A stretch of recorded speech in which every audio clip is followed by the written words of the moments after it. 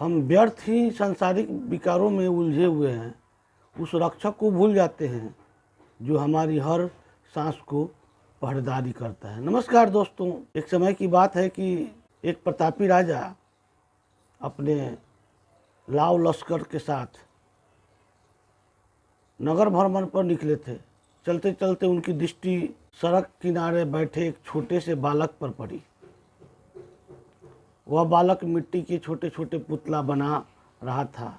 राजा ने देखा कि बालक एक पुतला बनाता है, उसके कान में कुछ बुदबुदाता और फिर उसे तोड़कर वापस मिट्टी में मिला देता है। राजा को बड़ा कौतूहल हुआ कि उन्होंने अपना रथ रुकवाया और बालक के पास जाकर पूछा, बेटा तुम यह क्या कर रहे हो? अपनी मेहनत से खिलौना बनाते हो और फिर उसे नष्ट कर देते हो।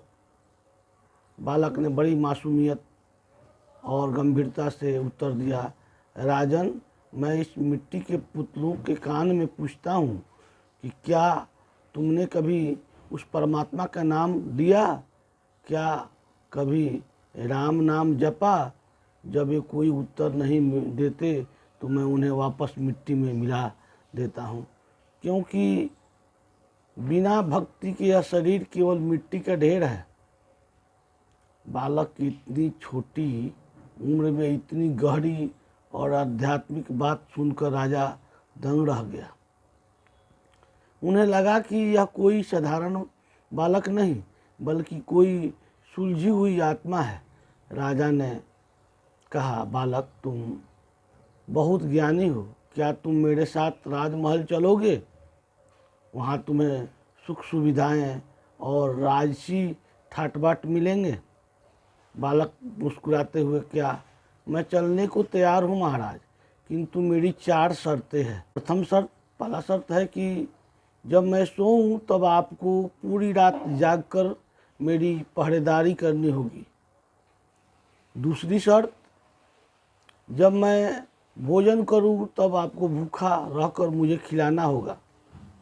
और तीसरी शर्त है कि जब मैं नए वस्त्र पहनूं तब आपको निर्वस्त्र नग्न रहना होगा। चौथा शर्त है कि जब भी मैं किसी संकट में होऊं और आपको पुकारूं तो आपको अपना राजपाट सब छोड़कर तुरंत मेरे पास दौड़ कर आना होगा। राजा यह शर्त सुनकर सोच में पड़ गए और बोले, पुत्र, यह तो असंभव है। मैं राजा हूँ, मैं भला भूखा कैसे रह सकता हूँ, या रात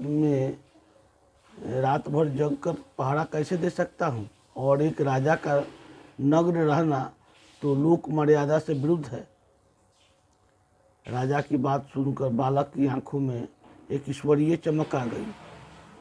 उसने शांति से कहा, राजन, फिर मैं उस परमात्मा का छोड़कर आपके पास क्यों जाऊं, जो वो मेरा वो मालिक ईश्वर खुद जागता है ताकि मैं चैन की नींद सो सकूं।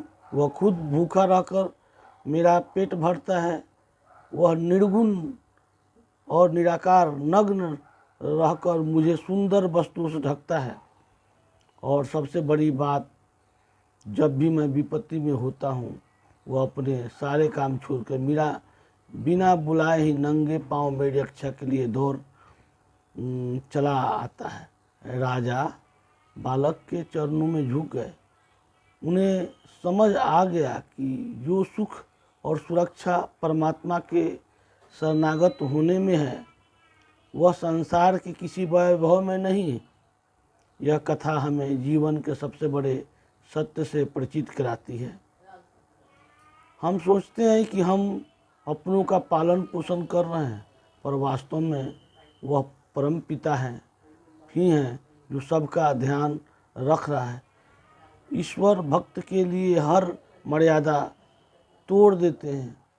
जैसे उन्होंने द्रौपदी की लाज बचाई, प्रहलाद के लिए खंभा चीरा और गजराज की पुकार पर नंगे पांव दौड़े। बिना ईश्वर के नाम के यह जीवन मिट्टी के समान है। जिसे हम अपना अहंकार समझते हैं, वह अंततः मिट्टी में ही मिल जाता है। धन्यवाद दोस्तों।